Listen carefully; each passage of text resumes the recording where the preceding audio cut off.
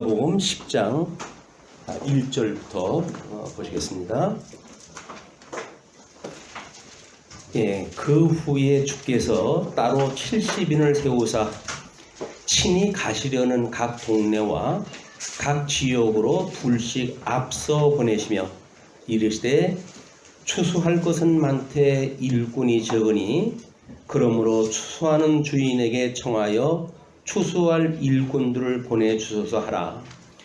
갈지어다 내가 너희를 보냄이 어린 양을 이리 가운데로 보냄가 하도다. 전대나 배낭이나 신발을 가지지 말며 길에서 아무에게도 문안하지 말며 어느 집에 들어가든지 먼저 말하되 이 집이 평안할지어다 하라. 만일 평안을 받을 사람이 거기 있으면 너희의 평안이 그에게 머물 것이요 그렇지 아니면 너희에게로 돌아오리라. 그 집에 유하며 주는 것을 먹고 마시라. 일꾼이 그 삭슬 받는 것이 마땅하니라. 이 집에서 저 집으로 옮기지 말라. 어느 동네에 들어가든지 너희를 영접하거든 너희 앞에 차려놓은 것을 먹고 거기 있는 병자들을 고치고 또 말하기를 하나님의 나라가 너희에게 가까이 왔다 하라. 어느 동네에 들어가든지 너희를 영접하지 아니하거든 그 거리로 나와서 말하되 너희 동네에서 우리 발에 묻은 먼지도 너희에게 떨어버리노라. 그러나 하나님의 나라가 가까이 온 줄 알라 하라. 내가 너희에게 말하노니 그날에 소돔이 그 동네보다 견디기 쉬우니라. 우선 우리 12절까지 보았습니다. 오늘은 제2장 하나님의 나라에 대한 증거로 장이 바뀝니다. 그렇게 해서 제1절이 하나님의 나라의 확장에 대한 이야기가 소개되어지고 가로 없는 1번으로 해서 제자들을 통한 확장, 거기서 오늘은 한쪽 가로 1번에 하나님의 나라의 증거를 우리가 소개를 받게 됩니다. 거기에 이제 10장 1절로 12절이 72명을 전도자 파송 이렇게 이야기를 했는데 본문에는 70명으로 나와져 있어요. 그래서 우리 설명하면서 왜 그렇게 썼는지에 대한 거는 그때 우리가 살펴보기로 하고, 우리가 하나님의 나라에 대한 증거라고 하는 장이 바뀌니까 언뜻 우리가 누가복음을 하나님의 의와 나라, 구속과 나라를 증거하는 주님의 몸된 교회를 이제 세우실 메시아가 어떤 분인가를 소개하는 데 있어서 그의 나라를 증거하는 내용이라고 이렇게 이야기를 했어요. 그 나라를 이루는데 아담의 불순종으로 해가지고 결국은 복과 나라를 상실하게 되어졌고, 그러나 하나님의 은혜로 대속하게 되어지는 회복을 전체 성경의 그림으로 그동안 공부를 해왔습니다. 그래서 창세기 1장 27절로 28절의 내용이 이제 복을 주시며 가라사대 생육하고 번성하고 땅에 충만하라. 그리고 땅을 정복하라. 그리고 모든 생물을 다스리라 라고 하는 하나님의 나라에 대한 약속을 우리는 창세기 1장 27절에 이미 하나님의 창조 사역상 그를 약속을 한 걸 우리가 근본 언약이다 이렇게 이야기를 합니다. 양대 언약이라고도 하고 근본 언약에도 그렇게 하는데, 그렇기 때문에 일단 우리 창세기 2장 8절 하나님의 안식을 마치시고 동방의 에덴에 동산을 창설하셨다라고 했을 때 이미 섭리 사역을 시작하는 나라가 시작이 되어진 거예요. 그 나라에서 이제 하나님이 하와를 만들어 가지고 그의 아내를 삼아 가지고 당신이 거할 집으로 만들어가는 그런 그 모습을 우리가 설명 들은 바가 있습니다. 그리고 이제 모형적인 언약으로 보게 되면 이스라엘 백성들이 요단강을 건너갈 때 그때에 이제 요단이 곡식 거두는 시기에는 항상 언덕에 넘치더라 이렇게 되어져 있어요. 항상 넘치는 건 장마 때다 그 이야기죠. 그래서 곡식이 익을 때라고 하는 건 미리 익을 때입니다. 그래서 미리 익을 때를 우리가 오순절로 보고 주님의 몸된 교회는 하나님 나라가 이제 임하게 되어지는데 제자들한테 끊임없이 하나님의 나라가 가까이 왔다라고 전도를 하라고 그래요. 그러니까 지금은 아직 안 온 거예요. 예, 그 하나님 나라가 온 거는 이제 오순절 성령이 오셔가지고 성령을 입고 성도들이 권능을 받고 그리고 증인의 역할을 했다고 하면서 예루살렘 교회가 이제 만들어지기 시작을 하고 해서 교회가 창설되어지는 겁니다. 그러니까 지금 복음서에서는 가까이 왔다라고 소개를 하라고 그러시니까 가까이 온 그런 이걸로 봤을 때 그 나라가 언제 이루어지는가? 구약성경 모형적인 그 언약을 보게 되면 모세 오경에서 약속했던 하나님의 나라는 여호수아서를 비롯해 가지고 이제 요단강을 건너가 가지고 하나님이 약속한 땅에 들어가면서 하나님 나라가 이루어지는 거거든요. 그걸 모형적으로 우리가 그림을 가지고 계셔야 돼요. 그래서 실체적으로는 에덴이라고 하는 동네, 이게 그 하나님의 그 나라 또는 예표적으로 보이는 건 물론 노아의 방주도 거기에 속하지요. 노아의 방주를 통해 가지고 어떻게 이루어졌는지를 보여주는 역사가 구약 성경에서 우리가 전체 그림을 통해 가지고 공부를 했기 때문에 이제는 그 하나님의 나라를 이루어가는 모형적인 여호수아서에서 어떻게 하나님 나라를 들어간 나라는 하나님이 어떻게 이제 그들을 땅을 차지하게 하시는지 이 내용이에요. 그러니까 우리는 예수님이 오셔가지고 지금 성경을 통해 가지고 하나님 나라가 가까이 왔다라고 증거한다고 하면 예수님은 물론 구약 성경을 가지고 그 베이스를 놓고 복음을 증거하고 계시단 말이에요. 그러니까 구약 성경적 배경이 없으면 예수님이 그렇게 하신 말씀이 그냥 하나님의 나라라고 하는 어떤 관념적인 나라로 우리가 생각할 수밖에 없어요. 그렇기 때문에 관념적인 것이 아니라 실체적인 하나님의 나라가 가까이 온다는 이야기고 그 문제를 예수님께서는 70인을 파송하면서 이제 그런 문제가 언급이 되어집니다. 그래서 10장 전체의 내용이 하나님 나라의 소개인데 갈릴리 북부 지역 전도입니다. 근데 그런 지역을 소개를 또 하시면서 땅 정복의 신령한 성취라고 이렇게 부제를 달아놨어요. 그 이야기는 이제 하나님의 나라가 전도되어진다는 이야기는 복음으로 어둠의 그 세속의 나라를 밟고 그리고 빛의 나라가 만들어지는 확장되어지는 걸 우리는 그걸 이제 연상이 되어지는 거예요. 이제 그 복음을 깨달은 사람들은 어둠으로 장악되어져 있던 우리들이 변화를 받고 우리들의 마음이 명철해져 밝게 되어져 가지고 마음의 변화를 받게 되어지는 겁니다. 그래서 하나님이 말씀하시기를 내가 거룩하니 너희도 거룩하라 라고 했던 것처럼 성도의 삶은 거룩함을 이루어 가는 데 있는 거예요. 우리는 구원을 받았기 때문에 더 이상 아무 문제도 없어 라고 하는 그 이야기는 아주 젖먹이들이 이야기하는 이야기입니다.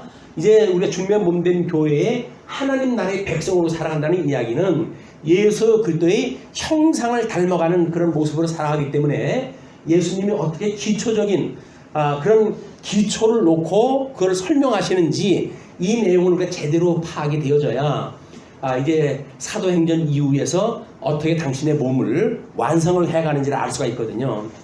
그렇게 폭넓은 그림을 가지고 보셨으면 좋겠어요. 그 다음에 가인의 후손에게 화 선언을 갖다 했듯이 믿지 않는 자들에게 화를 선언을 갖다 하게 되어지고 뿐만 아니라 귀신들의 복종 그리고 사탄 권세의 추락 이런 걸 통해 가지고 하나님의 그 말씀의 권능이 빛의 권세가 결국은 어둠의 권세를 장악을 해 나가기 시작하는 것을 보여주는 그림이 기초적으로 보여주기 시작을 하는 거예요. 제자들이 그렇게 와서 보고를 갖다 했을 때 그건 바로 하늘에서 별이 떨어지는 걸 봤다라고 하는 그 이야기는 하늘과 같이 높이려고 하는 별 중에 가장 높은 별로 여겼던 사단의 권세가 결국은 추락하는 모습을 예수님은 보셨다는 거예요. 왜 사도들이 복음을 증거하면서 어둠의 권세가 완전히 장악했던 세계인데 그 어둠의 권세가 힘을 잃고 능력을 잃고 그 권세가 추락되어지는 장면을 예수님께서 설명을 하신 겁니다. 그리고 이제 그 아버지의 기쁘신 뜻을 기뻐하시는 주님에 대한 그를 이야기를 하시면서 제자들의 보는 것, 축기하고 이제 이런 하나님의 예수님의 권세를 통해 가지고 귀신을 내쫓는 이런 걸 보고 신령한 눈으로 볼 수 있는 걸 지금 보고 온 거니 제자들은. 그렇기 때문에 다른 사람들이 너희들이 보는 것을 보는 눈은 복이 있다. 그냥 신령한 세계를 보는 눈이 복이 있는 거예요. 그냥 눈에 보이는 세계는 어중이 떠중이 세상에 눈만 뜨면 다 보는 세상입니다. 이거는. 그러나 성경을 통해서 우리가 신령한 눈을 가지고 영적인 그런 그 세계가 어떠한 것인지 이걸 보는 자들은 복이 있다. 이런 그 이야기거든요. 그 다음에 25절로 이제 37절 선한 사마리아인의 비유를 하게 되어져요. 근데 선한 사마리아인을 뭐 착하게 살자 이런 걸로 설명을 하는데 우리가 예수님이 지금 하나님의 나라를 에덴 동산서부터 지금 예수님의 회복의 사건으로 전체를 놓고 그림을 그렸다고 한다면 이제 그 선한 사마리아인이 그 예를 갖다 들 때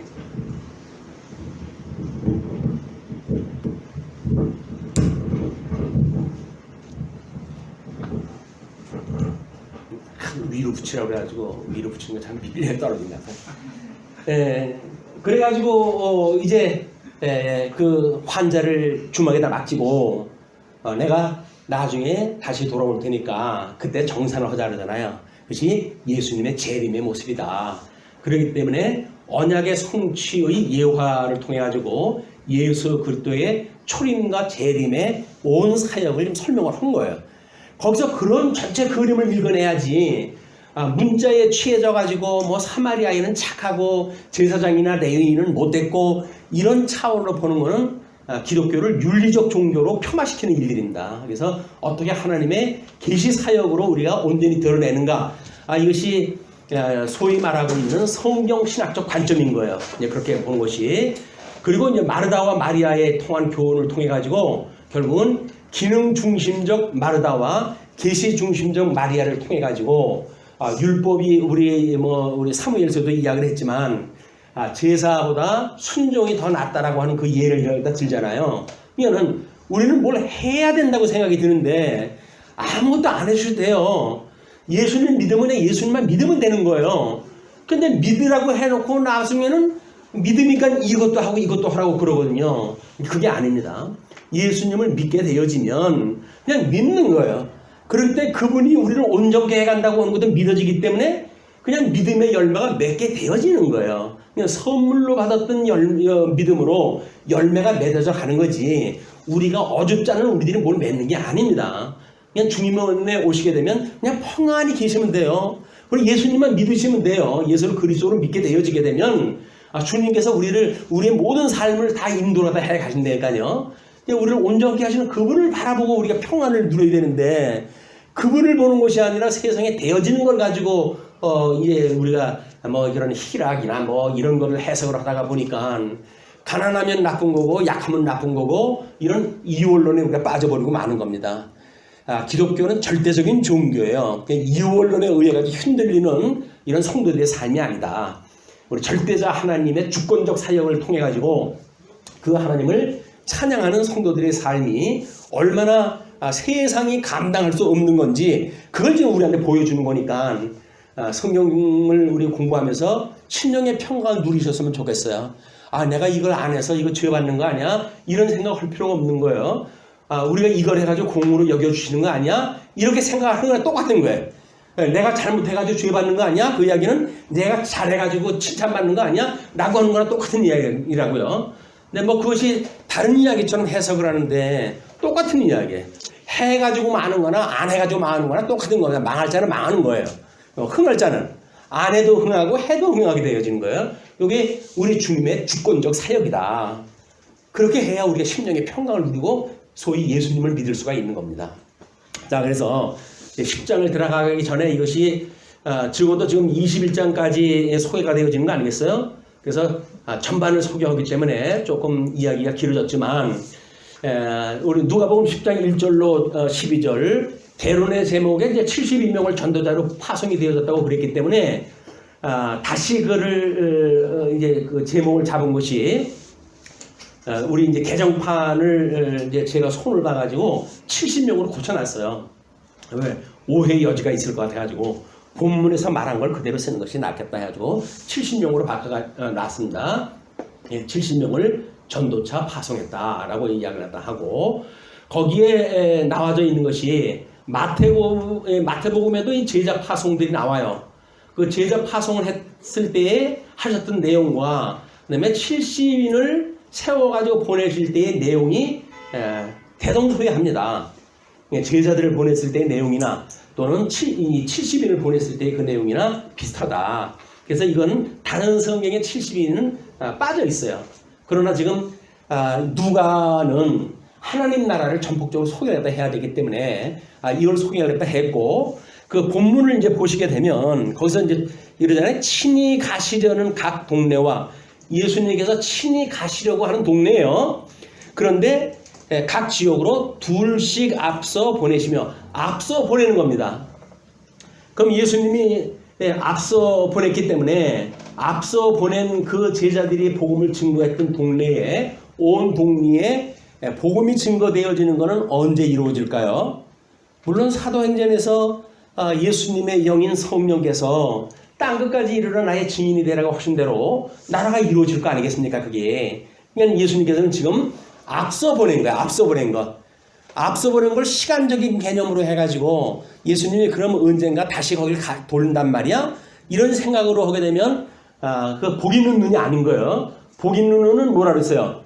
신령한 세계를 본다고 그랬잖아요. 그러니까 성령이 오시게 되면 비로소 하나님의 나라에, 예수님이 가려고 했던 동네, 온 동리에 복음을 증거하러 오셨던 주님께서 이제 그때 제자들을 통해 가지고 복음이 땅끝까지 이르게 되는 역사를 해가신다. 이것이 예수님의 앞서 보낸 일이 성취되어지는 사건이에요. 이제 그렇게 이해를 하시고 이제 그걸 이해로 줬으면 좋겠어요. 그래서 이제 추수꾼을 보내달라고 기도를 하라고 그러고, 예수님이 제자들을 보내면서 너희를 보냄이 어린 양을 이리 가운데로 보낸 것 같다. 주님께서 우리를 보셨을 때는 어린 양 같이 보신다는 거예요. 어린 양. 예수님이 어린 양으로 돌아가셨잖아요. 6월절 어린 양으로 돌아가신 그 예수님이 우리들을 볼 때 어린 양처럼 본다는 거야. 예수님이 돌아가셨을 땐 누구의 권능으로 이제 그 사단 권세를 이기시고 부활을 하셨나요? 하나님께서 그 일을 하셨거든요. 하나님께서 보냈던 예수님께서 그의 제자들을 보냈을 때 어린 양을 보낸 것 같다고 했는데, 그 어린 양이 세상을 이기고 세상에 감당할 수 없는 믿음을 가지고 하나님 나라를 확장을 갖다 하는 증인의 사역을 갖다 했을 때 그건 누가 하시겠어요? 물론 예수님이 하시죠.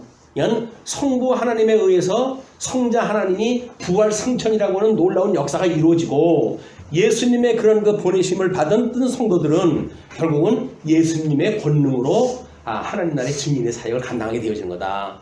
그렇게 보시게 되면 요한복음에서 이야기했던 이야기가 무슨 이야기인지 이제 감이 또 오실 거예요. 자, 그런 그 이야기로 먼저 보시고, 어느 집에 들어가든지 먼저 말하되 이 집이 평안할지어다 평안을 빌라고 그러거든요.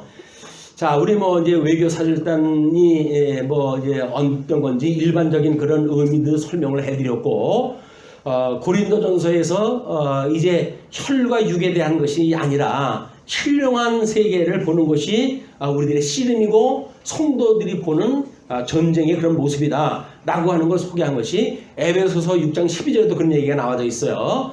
그리고 이제 여호수아서 2장 18절에 이제 그들이 그 정탐을 갖다 하고 그들을 영접을 갖다 했던 라비라고 하는 여인이 있었잖아요. 그 여인만이 그들을 정탐꾼을 맞이해요. 그래가지고 정탐꾼들이 창문에다가 불문줄을 매달아라. 그럼 우리가 다시 들어올 때 너희들을 구원해 주겠다. 이렇게 이제 약속이 되어져 있거든요. 그냥 정탐꾼을 영접했던 그런 이야기나 여기서 제자들이 파송되어진 제자들을 믿고 영접하는 거나 똑같은 거란 말이에요. 네, 그런 걸 우리가 보시고, 이제 다른 사본간에 70인과 72인의 견해가 있는데, 이거는 참고로 제가 이제 그려드린 거니까 보셨으면 좋겠어요. 그래서 여기서 공이 말하는 것이 뭐냐면, 모든 나라들, 이 후대의 교회가 세계 모든 나라들의 복음을 전파하게 되는 것을 예견하는 것으로 이해가 되어진다. 주석학자들은 그렇게 설명이 되어져 있어요. 그렇기 때문에 이거는 소위 노아의 세 아들 함과 야벳과 셈의 모든 그런 후손들이 어떤 그 민족을 지금 만들어가고 있는가, 이거를 우리 히브리서에서는 70족으로 족속으로 이해를 했고, 그 다음에 70인역을 통해 가지고 본 사람들은 72족으로 봤다는 거예요, 이것이. 그러니까 뭐 몇 족이냐 그건 중요하지 않습니다. 그거는 노아 이후에 세 사람밖에 없었는데 그 아들로부터 만들어진 민족이 얼마나 되느냐 그런 그 이야기이기 때문에 그렇게 이제 이해를 하시면 좋겠어요. 뭐 여기에 이제 그 뭐 욥기의 배경 역사도 나오고 이스라엘의 그런 그 역사도 나오니까 참고로 해서 그림을 보시기 바랍니다. 자, 그런데 신명기 20장 10절에 보시게 되면 내가 어떤 성읍으로 나아가서 치려할 때에는 그 성읍에 먼저 화평을 선언하라. 전쟁을 할 때 하나님께서 너희들한테 준 땅이야 그냥 정복해 라고 이야기를 했다고 해가지고 무자비하게 그냥 치는 게 아니에요. 어떻게 친다고요? 그들한테 평화를 선언해야 돼요. 왜? 그들은 예수 그리스도의 이제 몸된 성도들로 왔으니까 그렇게 전도를 갖다 하게 되면 그들이 만약 복 받을 사람이라고 한다면 그런 그 평화를 받아들이죠. 근데 그렇지 않으면 안 되니까 그다음에 전쟁이 일어나는 거예요. 그러면 쳐가지고 멸절을 시키게 되어지는 겁니다. 예수님이 우리 예수 믿는 성도들도 마찬가지예요. 우리들이 원수까지도 사랑을 하라고 그러는데 원수라고 해가지고 무조건 미워하고 뭐 그런 하는 것이 아니라 그들에게 일단 복음을 증거해야 돼요. 하나님의 나라가 이렇습니다. 예수님 믿고 구원 받으세요. 라고 해서 예수님을 증거하게 되면 그들이 예수를 믿는 내가 주목을 믿겠다 뭐 이래가지고 허튼 흐르는 사람들이 있거든요. 그렇게 했을 땐 신발에 먼지를 갖다 떨어버리고 그냥 돌아 쓰시면 돼요. 저주할 것도 없어요. 왜? 그 심판은 하나님께서 하시니까. 그래서 믿음이라고 하는 받을 사람이 믿어지는 거지 강제로 뭐 돈을 쓰고 애를 먹고 이러가 되는 거 아닙니다. 근데 우리는 우리 교회가 조금 부흥하려면 사람들이 우리 교회로 와야 될 거 아니에요. 그냥 애걸복걸 하는데 그러시면 안 돼요. 체면이 있지. 우리가 어떤 사람인데 뭐 우리 교회 제발 나와주세요. 아니 왜 우리가 빌어요 빌기를. 그냥 복음을 증거하면 되는 거예요. 그리고 이 말씀을 들을만 하면 우리 교회 등록이 되어지겠죠. 그리고 아이고 나는 이거 뭐 무슨 말하는지도 못 알아듣겠어요 라고 하게 되면 초단계를 가르치는 교회를 등록하실 거예요. 만약에 구원받을 사람이면 너무 우리 교회를 끌고 오는 게 전도라고 하는 이런 편견은 버리시는 게 좋습니다. 그런 편견을 가지고 계시면 괜히 우리 교회 안 나온다고 해가지고 야속스럽게 생각을 하고 원망을 하고 미워하고 이렇게 그러시는 거 아니에요. 그냥 할 수만 있으면 복을 빌고 사랑을 우리가 전하게 되어지면 됐습니다. 원수까지 사랑을 하라고 그랬으니까 주님께서. 자, 그렇게 해가지고 이제 이야기를 하셨을 때 동네에 들어가든지 너희는 영접하거든 너희 앞에 차려놓은 것을 먹고 거기 있는 병자들을 고치고 또 말하기를. 병자를 고친다는 이야기는 뭐예요? 귀신에 의해 가지고 병이 들었으니까 귀신을 쫓는다는 이야기 아니겠어요? 그걸 축기라고 이렇게 하는 거예요. 그 축기 사역을 하게 되면 귀신이 쫓겨나니까 병이라고 하는 저주로부터 그 노임을 받겠죠. 그걸 지금 이야기를 하는 겁니다. 그래서 거기 있는 병자들을 고치고 또 말하기를 하나님의 나라가 너희에게 가까이 왔다고 이야기를 해라. 그 이야기예요. 우리는 끊임없이 이미 하나님 나라 이제 왔잖아요. 우리는 왜 사도행전 이후에 우리는 살아가고 있으니까 우리가 주님의 몸된 교회에서 생활한다는 이야기는 뭐예요? 하나님 나라의 백성들이 지금 살아가고 있는 거거든요. 그냥 우리가 품위 있게 살아가야 되는 거예요. 품위 있게. 하나님의 백성이니까 어디 뭐 깡패나 뭐 양아치라고 이제 세상에 이야기를 하는데 그런 사람들이 득세하고 그런다고 해가지고 흉내내고 그럴 필요 없어요. 우리는 품격을 가지고 하나님의 자녀로서 그렇게 해가지고 우리 세상을 살아가야 될 충분한 이유가 있고 자격이 있고 하나님 그런 권능을 받은 권능자가 우리가 권능을 받은 사람들이란 말이에요. 그런 권능을 가지고 품위 있게 사는 역사가 우리를 통해서 이루어지는 것이 우리 삶을 통해서 확인되어지고 다른 사람한테 그것이 증거되어지는 이런 일이 계속되어졌으면 좋겠습니다. 그런데 만약에 너희들을 받아들이지 않는다고 한다면 이제 거기서 영접하지 않냐고는 거리로 나오라는 얘기예요.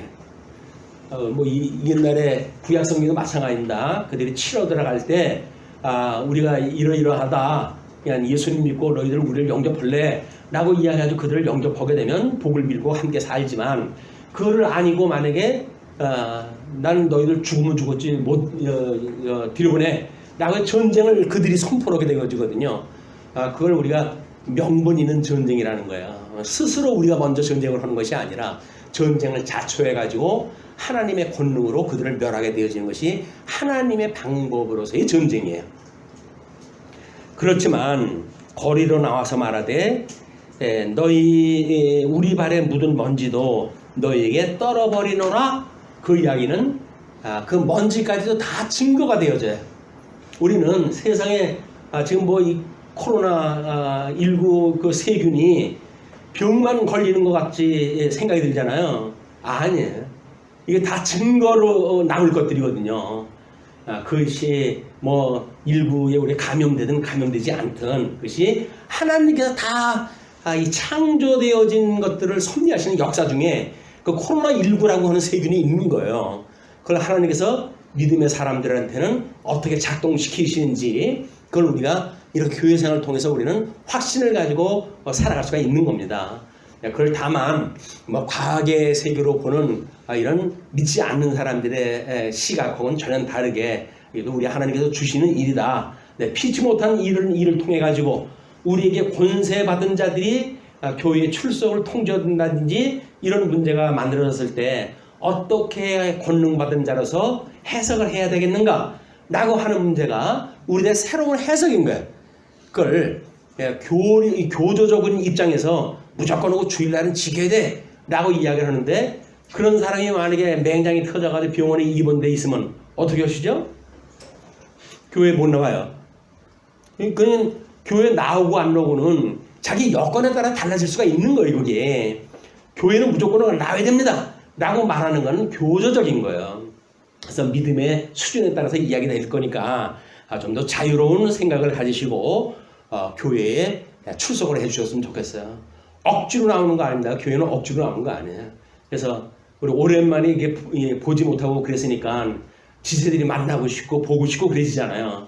또 말씀도 뭐 집에서 듣던 거하고 또 이렇게 직강을 듣는 거하고 다르니까 우리가 교회의 발걸음이 자연적으로 옮기게 되어지고 자원하는 마음으로 교회당에 오게 되어지고 그리고 우리 교제를 나누게 되어지니까 우리들의 그 품격 있는 신앙생활이 배나 멋있게 보이는 겁니다. 자, 그리고 이제 13절에서부터 16절을 보시게 되면 우리 여기 아까 그림마저 소개한 거는 예수를 영접지 않는 자들의 운명에 대해서 여기서 쭉 이제 소개를 다 해드렸으니까 그건 참고를 우리 이번에 나오나요? 네, 13절 화 있을진저 고라시나 화 있을진저 벳세다야 너희에게 행한 모든 권능을 두로와 시돈에서 행하였더라면 그들이 벌써 베옷을 입고 제에 앉아 회개하였으리라. 우리가 단편적으로 이런 걸 보여준 역사는 요나서라고 이야기를 했어요. 요나서는 니느웨라고 하는 것이 아수르의 도시인데 수도인데 지금 그것을 하나님께서 심판을 하실 정도로 타락되어져 있으니 요나 보고 거기서 너희가 회개케 해라 라고 이야기를 했던 거거든요. 그런데 이제 요나가 자기 주관대로 해가지고 내가 왜 우리 대적을 갖다 우회해가지고 그래야 돼. 나 다시스를 내 배에다가 할 수 없이 큰 물고기 뱃속에 잡혀가지고 할 수 없이 아수르 땅까지 가게 되어지는 그런 것이 요나서라고 그랬어요. 그 요나서의 내용처럼 요나가 하기 싫은 일을 갖다 하니까 사흘길을 걸어야 될 그 니느웨 성이거든요. 근데 그거를 한나절 만에 그냥 뚝 해쳐버리고 말아요. 그걸 우리가 세속적인 표현으로 뭐라 그래요? 처삼천 벌쳐듯이 처삼천묘 벌쳐듯 한다 그러잖아요. 대충 해버리는 거예요. 뭐 요즘 같으면 처삼천이면 누군지 얼굴도 모를 텐데 옛날에 나왔던 속담이기에 그것도 대충 하는 거를 그렇게 이야기를 합니다. 그래서 그렇게 한나절 만에 하니까는 그러거나 말거나 하나님께서는 니느웨 백성들한테 복음을 듣게 하시고 그리고 회개의 역사가 일어나요. 그래서 멸망을 하나 유보로 따신 거예요. 멸망을 해서 유보로 따요. 그때가 언제라 그랬어요?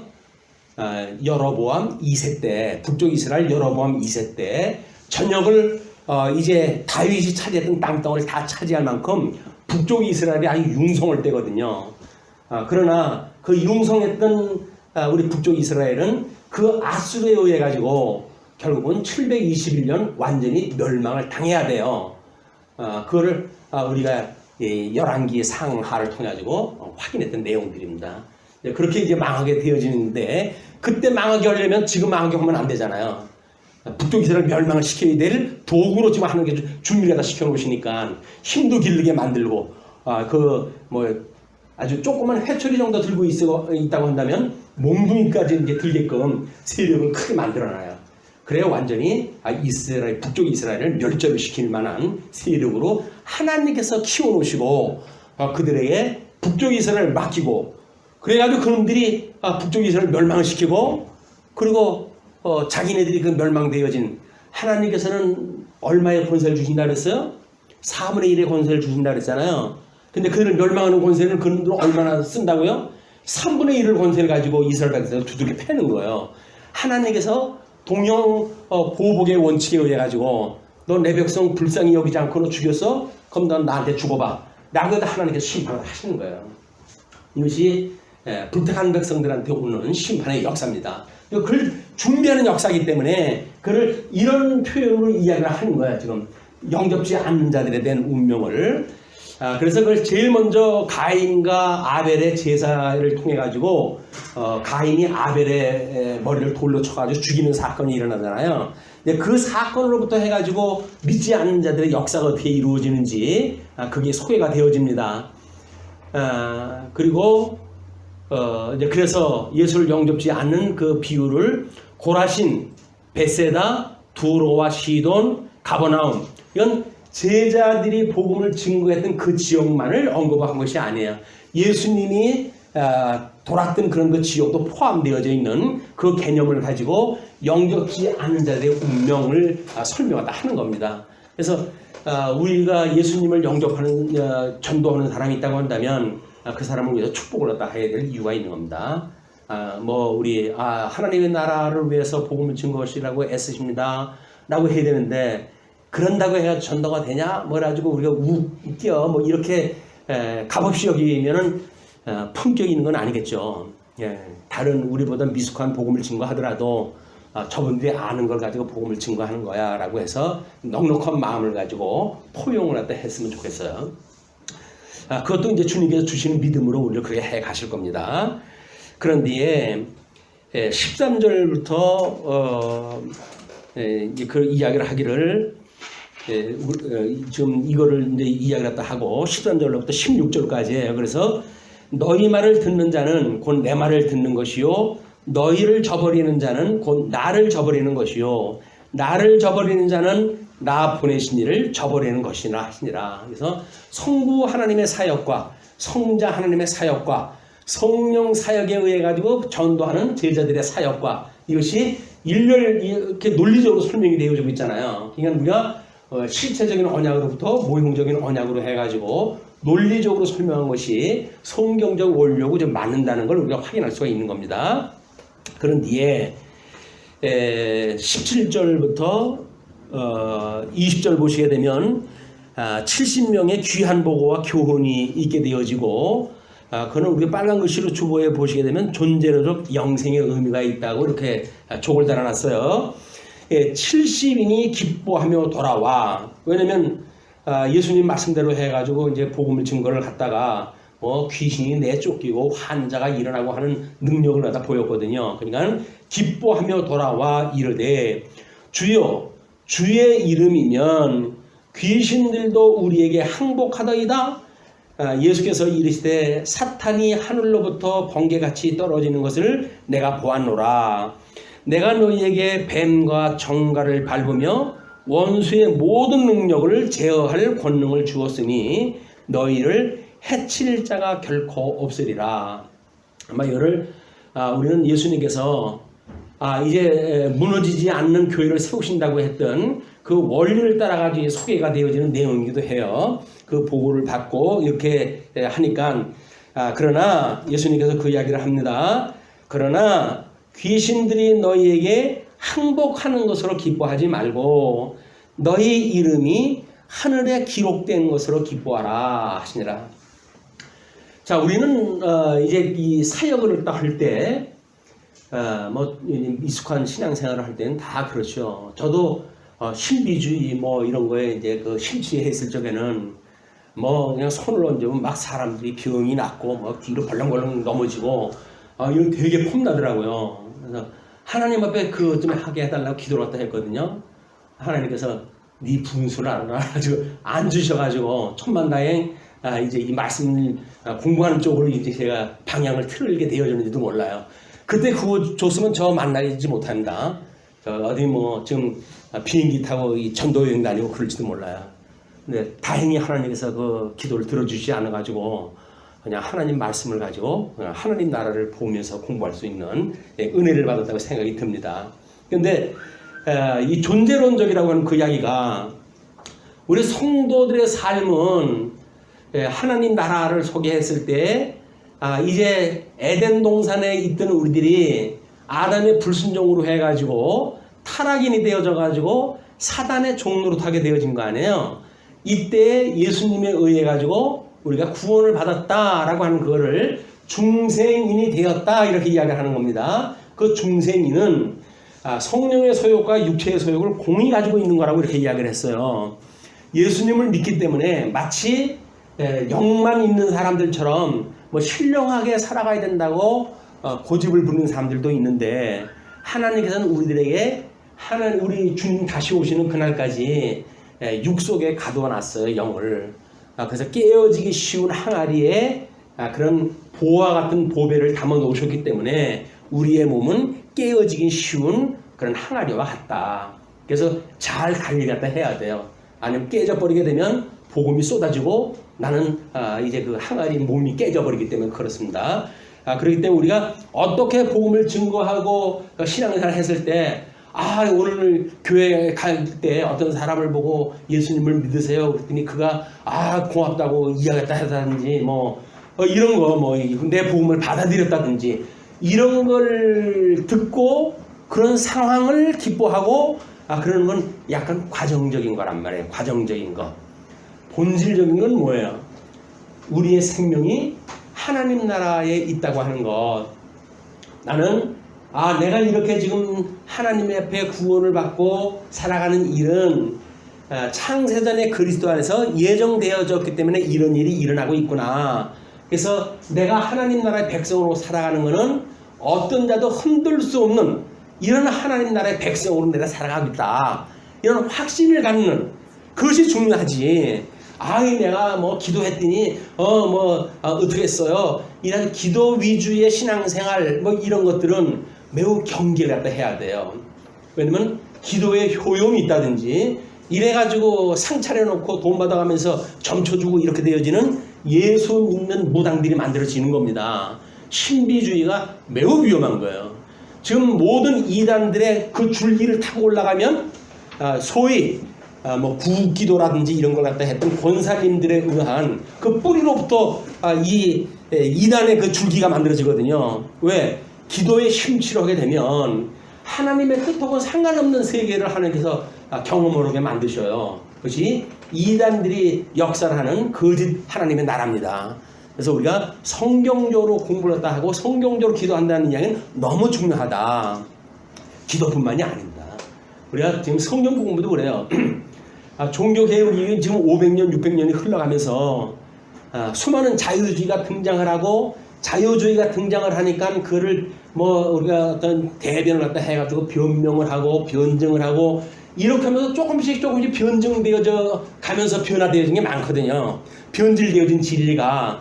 그런 신학자들한테 배우게 되면 우리들도 그쪽 노선으로 갈 수밖에 없어요. 조금씩 변질을 해가지고. 그러니까 말씀으로 해가지고 본질적으로 해가지고는 종교 개혁자들이 우리한테 가르쳐 주었던 그 진리의 세계로 우리가 이게 우리의 거처를 갖다 거기다 도의 출발점을 그거로부터 성경 신학적인 이런 걸 통해 가지고 왜 믿음의 선배들은 이렇게 변정을 못했고 그리고 이렇게 흔들릴 수밖에 없었을까라고 하는 그 이야기는 그때의 하나님께서 오늘의 역사를 인도하시기 위해서는 성경 신학을 우리처럼 주시면 안 되거든요. 그래서 문자 위주로 성경을 볼 수밖에 없는 이런 환경을 주셨고 그렇기 때문에 이제 그런 자유주의의 등장이라든지 하는 걸 제대로 대처를 할 수가 없었던 거예요.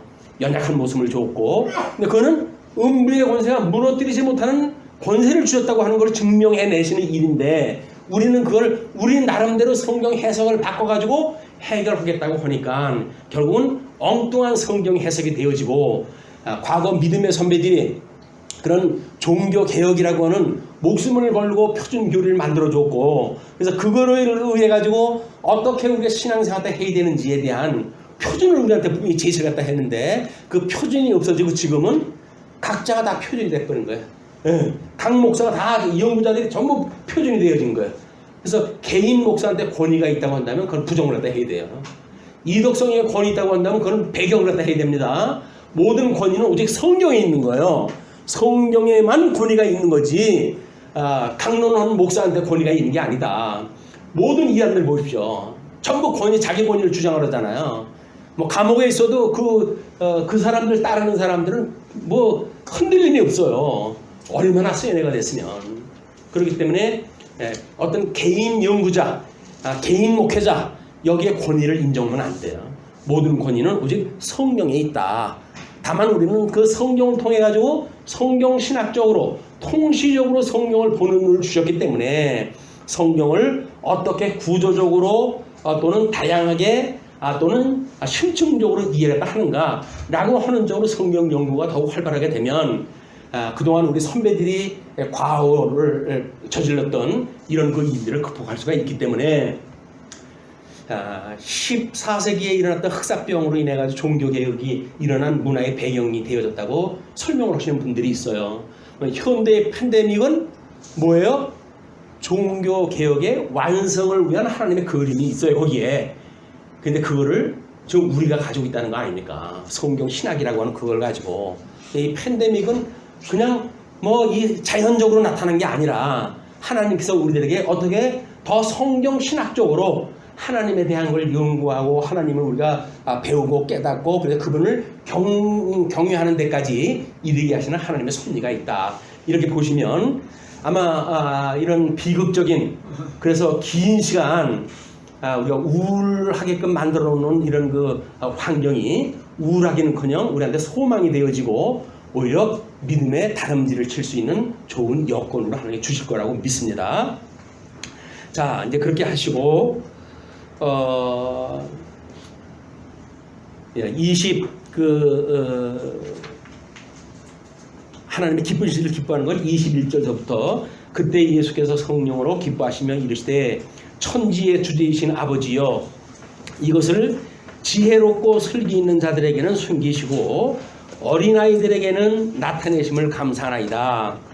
옳소이다. 이렇게 된 것이 아버지의 뜻입니다. 이때 종교 지도자들이 꽤나 많았잖아요, 유대인들한테는. 그런데 그런 자들한테 이거를 알게 하지 않고 예수님에 의해 가지고 이제 복음을 들었던 아주 어린아이 같은 제자들, 이런 자들을 하나님께서 알려주신 것, 보게 하신 것이 감사합니다. 그 이야기예요. 옳소이다. 이렇게 된 것이 아버지의 뜻입니다. 예수님이 둘째 아담으로 오셨다고 하는 그 내용도 작은 자가 큰 자를 섬기는 원리, 큰 자가 작은 자를 섬기는 원리로 되어지는 일이죠. 이제 첫째 아담과 둘째 아담의 그런 그 예는 유대의 종교 지도자들, 사내들인의 그런 그 나름대로 행세하는 그런 그 사람들하고 그다음에 예수님의 제자들하고 그것이 연결되어지는 그림이 똑같은 게 구조가. 자, 그래서 내 아버지께서 모든 것을 내게 주셨으니 아버지 외에는 아들이 누구인지 아는 자가 없고 아들과 또 아들의 소원대로 계시를 받은 자 외에는 아버지가 누구인지 아는 자가 없나이다. 우리가 하나님에 대한 것이 이렇게 인식되어진다는 얘기는 인생이 다른 인생이 되어진 거예요. 육신을 중심으로 살아가던 우리들이 영적 존재로 가지고 바뀌어놨던 거예요. 그걸 새로운 피조물이 되어졌다고 이야기를 하는 거거든요. 얘는 새로운 피조물이 되어졌는데 옛날 방식으로 해가지고 여기가 좋사오니 하고 그쪽으로 가면 안 되죠, 그게.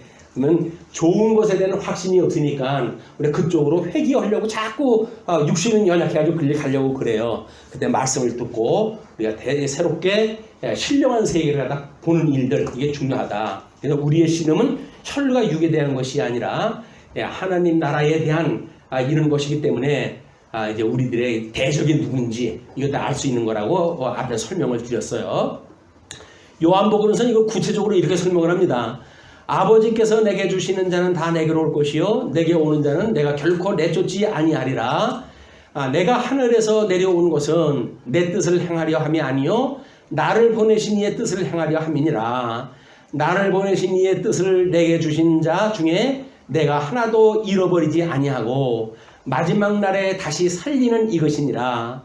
내 아버지의 뜻을 아들을 보고 믿는 자마다 영생을 얻는 이것이니 마지막 날에 내가 이를 다시 살리리라 하시니라. 요한복음에서는 그걸 구체적으로 설명을 했어요. 그래서 이거를 아버지의 기쁜 뜻을 기뻐하시는 주님이라고 하는 그 이야기를 인식의 원리라고 하는 그림으로 소개했다 했어요. 시편 119편 111절 보시게 되면 주의 증거들로 내가 영원히 나의 기업을 삼아 싸우니 이는 내 마음에 즐거움이 됨이니라. 구약의 성경이 예수님을 통해서 하나님의 나라로 이루어지고 그 예수님의 언약은 성령이 오실 때 우리들을 하나님 나라 백성으로 이런 즐거움이 되도록 섭리했다 하셨다. 그것이 인식의 원리라고 이야기했어요. 그래서 뭐 이거 인식의 원리를 소개하려면 너무 이제 길기 때문에 몇 번 소개가 되어진 거지만 그래서 우리 육신은 예수님을 믿고 중생이 되어졌다고 그랬잖아요. 이 육과 이 영이 있고 거기에 우리 하나님께서 영과 육을 지으신 하나님께서 마음도 지으셨나니 아주 마음 이것이 있어가지고 영과 육과 마음 이 세 가지가 우리 마음이 세 가지 인격을 나타낸다고 그랬어요. 왜? 마음의 사전적 의미를 갖다 보시게 되면 마음은 지정의 그 3대 요소를 깃들이고 있는 곳을 마음이라고 이야기를 하는 거예요. 우리는 그러잖아요. 답답해. 내 이 마음을 어떻게 하면 알게 하지? 라고 그러는데 힘듭니다. 내 마음을 전달하기 힘이 들어요. 왜냐면 거기에는 지정의라고 하는 전 인격이 포함되어져 있기 때문에 어떤 사람은 껍데기만 보고 그 사람을 평가하는 사람이 있어요. 멋있는데 뭐 이렇게 평가도 한단 말이에요. 어떤 사람은 그 사람이 하는 품행을 보고 저 사람은 도덕분자 같아 이렇게 해가지고 평가하는 사람도 있어요.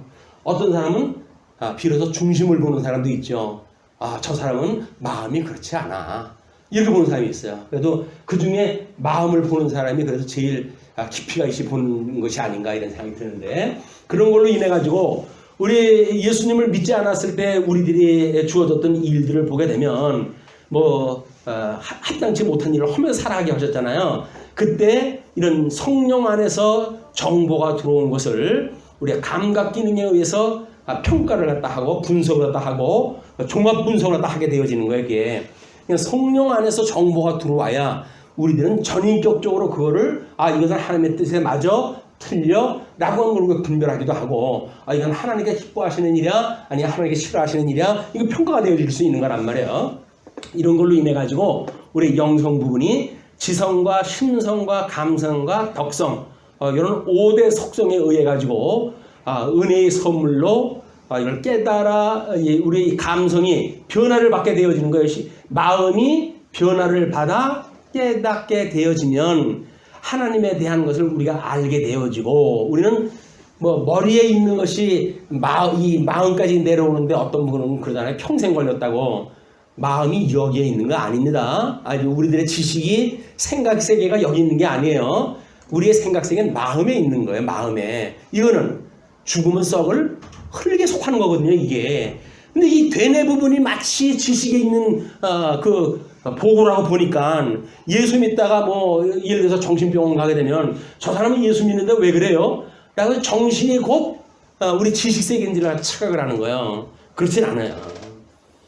우리들의 이 마음이 이렇게 지정이라고 하는 요소를 담아놓고 있는 것이기 때문에 마음이 변화를 받아주고 마음의 지식 세계에 알게 되어지는 역사가 일어나고 그걸로 인해서 감정을 느끼게 되어지고 그리고 의지를 행하게 되어져서 덕성 부분으로 열매를 맺게 되어지는 겁니다. 그렇기 때문에 그런 어떤 잘못되어진 잘못 믿는 사람들이 평가하는 그런 방식으로 이해를 하게 되면 예수님 믿는 것이 아주 우습게 되어버려요. 그래서 세상 사람들이 보듯이 예수님 믿으면서 왜 그래요? 뭐 이렇게 이해가 돼버리는 거예요. 예수님 믿어도 그럴 수가 있는 거예요. 이걸 우리가 알아야 담대한 신앙생활이 가능하다. 자, 그리고 이제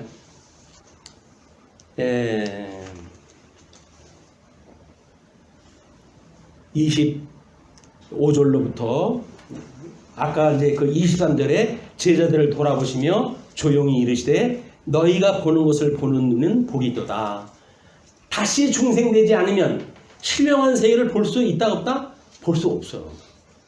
그렇기 때문에 하나님께서 지금 귀신을 통해서 역사를 갖다 하신데도 불구하고 사람들은 그게 귀신의 장난이라고 모르는 거예요. 그걸 그냥 사람들이 뭐 못돼가지고 그렇다 이렇게 얘기를 하는데 그렇지는 않습니다.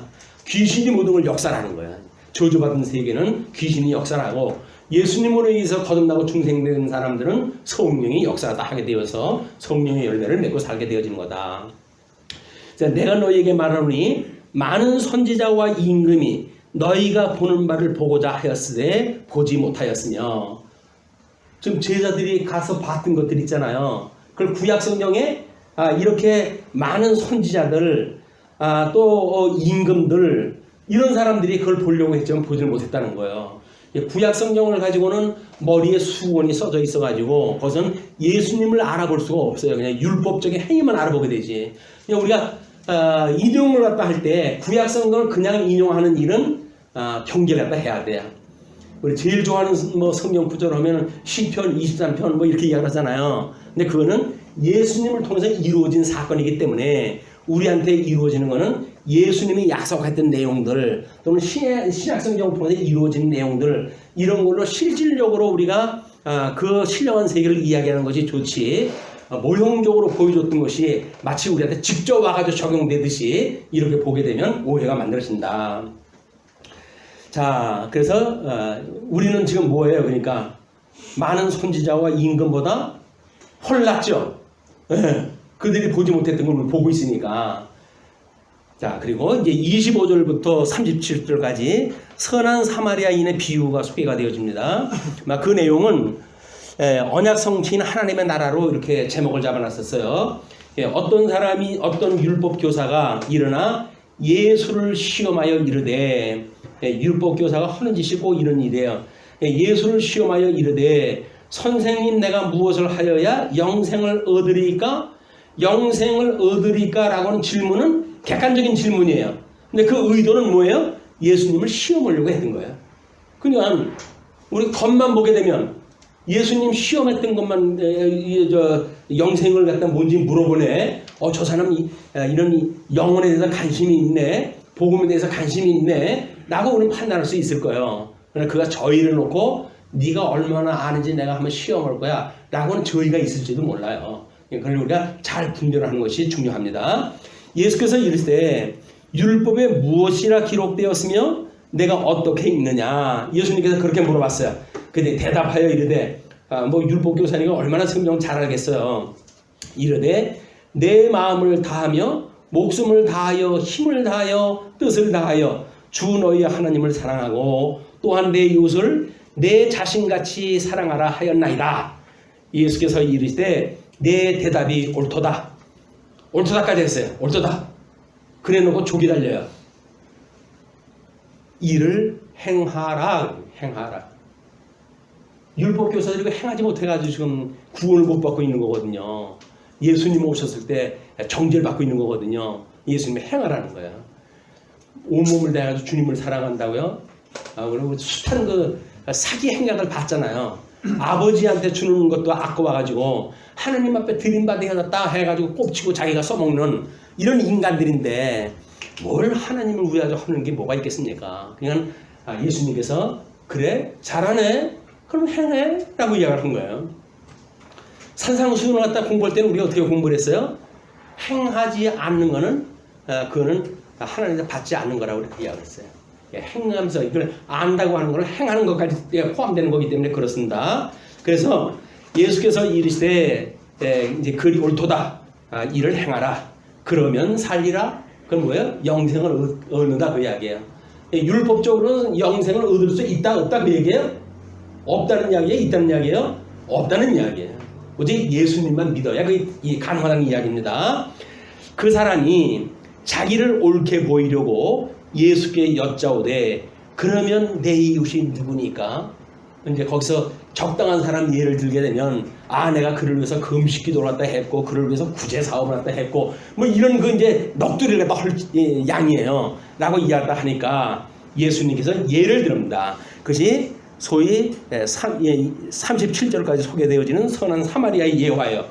예수께서 대답하여 이르시되 어떤 사람이 예루살렘에서 여리고를 내려가다가 강도를 만나매 강도들이 그 옷을 벗기고 때려 거의 죽은 것을 버리고 갔더라. 마침 한 제사장이 그 길로 내려가다가 그를 보고 피하여 지나가고 또 이와 같이 한 레위인도 그곳에 이르러 그를 보고 피하여 지나가되 어떤 사마리아 사람은 여행하는 중에 거기에 이르러 그를 보고 불쌍히 여겨 가까이 가서 기름과 포도주를 그 상처에 붓고 싸매고 자기 짐승에 태워 주막으로 데리고 가서 돌보아 주니라. 그 이튿날 그가 주막 주인에게 데나리온 2를 내어주며 이르되 이 사람을 돌보아 주라. 비용이 더 들면 내가 돌아올 때에 갚으리라 하였으니 내 생각에는 이 3사람 중에 누가 강도 만난 자의 이웃이 되겠느냐? 라고 아주 평범한 예화를 들어가지고 질문을 했어요. 이르되 사마리아인이라고는 차마 입에 담을 수가 없잖아요. 자비를 베푼 자니다 라고 이제 피해가요. 왜? 그때 율법 사람 이 유대인들은 사마리아를 완전히 인간 쓰레기로 취급을 했던 사람들이기 때문에 그 사람이 우리 이웃입니다 라고 하는 표현을 하기에는 그 알량한 자존심이 상하는 거예요. 뭐 말을 못해. 그러니까 예수께서 이르시되 가서 너도 이와 같이 하라 하시니라.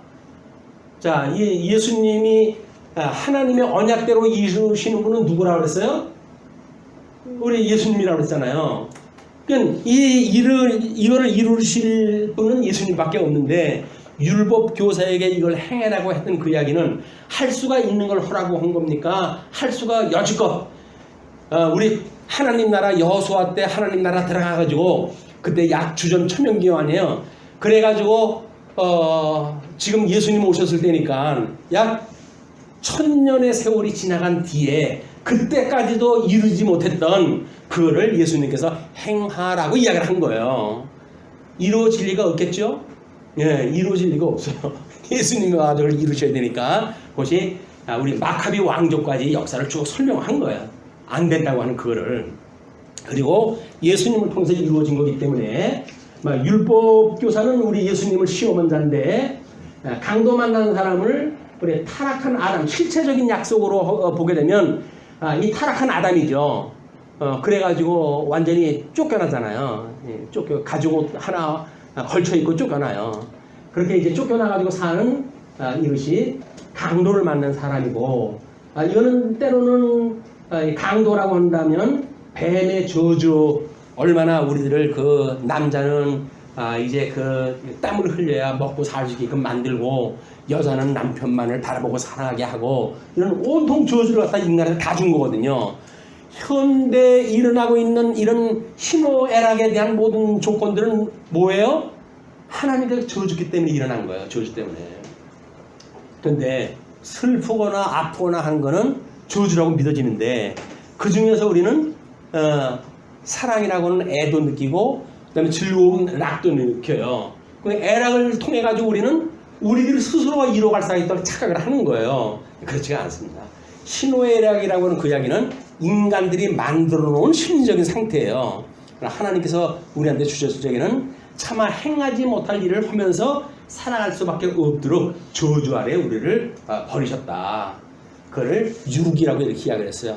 그랬던 우리를 우리 주 예수 그리스도께서 이 땅에 오셔가지고 우리의 이 제사장 이제 이 땅에 오셔가지고 십자가에 못 박아 죽으심으로 해가지고 여기서 소위 말했던 제사장 레위인 이들은 율법을 피해가지고 도망갔던 자들인데 이 상처 입은 사람을 피해갔던 사람들인데 사마리아인은 그를 마주보고 죽었잖아요. 그 이야기는 뭐예요? 이렇게 첫째 아담처럼 저주 아래 있는 사람들을 친히 치유하고 회복시키기 위해서 오신 분은 누구예요? 예수님이란 말이에요.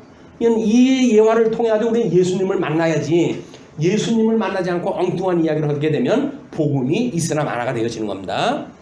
그리고 이제 그렇게 돼서 여기 쭉 설명이 되어진 거예요. 주막은 현재 우리가 교회라고 이렇게 설명이 됐어요. 견인이라고 이야기를 했으니까 주님 오시는 그날까지 우리 주막에 머물고 있는 거에 이유에 의하면 예수님이 다시 오시는 그날 이제 오셔가지고 너 나하고 계산하자, 뭐 치료비 더 드는 거 있냐? 라고 한번 물어보실 거예요. 왜? 그때는 2달란트만 주고 떠나셨거든요.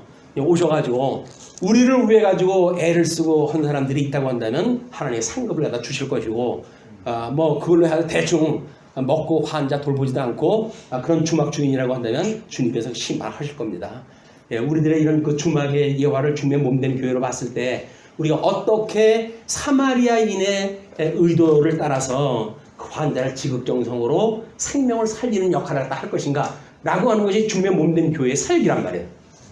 자, 끝으로 38절로 41절 마르다와 마리아를 통한 교훈이 소개가 됩니다. 그들이 길 갈 때에 예수께서 한 마을에 들어가심에 마르다라 이름하는 한 여자가 자기 집으로 영접하더라. 그에게 마리아라 하는 동생이 있어 주의 발치에 앉아 그의 말씀을 듣더니 마르다는 준비하는 일이 많아 마음이 분주한지라 예수께 나아가 이르되 주여 내 동생이 나 혼자 일하게 두는 것을 생각하지 아니하시나이까. 지금 예수님을 책망하는 거예요. 그를 명하사 나를 도와주러 하소서. 주께서 대답하여 이르시되 마르다야 마르다야. 2번 부르는 건 뭐예요? 강조하는 거예요. 마르다야 마르다야 이 답답한 친구야. 그러면서 내가 많은 일로 염려하고 근심하나. 지금 예수님 와가지고 예수님 접대하는 문제를 가지고 좀 고민하고 있는 거 아닙니까? 복음을 들고 복음을 전하는 사람들이 엉뚱한 거 가지고 우리가 이제 이 고민을 했다 하고 속을 썩이고 그래요. 그러나 몇 가지만 하든지 혹은 한 가지만이라도 족하니라. 마리아는 이 좋은 편을 택하였으니 빼앗기지 아니하리라 하시니라. 주님의 몸된 교회에서 하는 일이 결국 뭐예요? 말씀을 지키고 말씀으로 치유하고 그렇게 해가지고 환자를 돌보는 일이에요. 그렇게 하는 것이 우리 마땅히 주님 앞에 갈 때에 너는 몇 달란트를 남겼느냐? 우리 은사를 해서 10달란트 받았던 사람은 10달란트를 남겼다고 고백을 할 것이고 5달란트 받았던 사람은 5달란트 받았다고 주님께 고백을 할 거예요. 그때 착하고 충성된 종아 라고 이야기하실 겁니다. 그런 주님이 오시는 그날까지 우리가 복음이 뭔지 진리가 뭔지 생명을 살리는 그런 복음이 뭔지 이걸 우리가 배우고 익히고 증인의 역할을 감당하는 말씀운동 서원교회가 됐으면 좋겠습니다. 그래서 한 주 동안도 은혜의 장중 아래 힘있게 사는 한 주간 되십시다. 기도하시죠.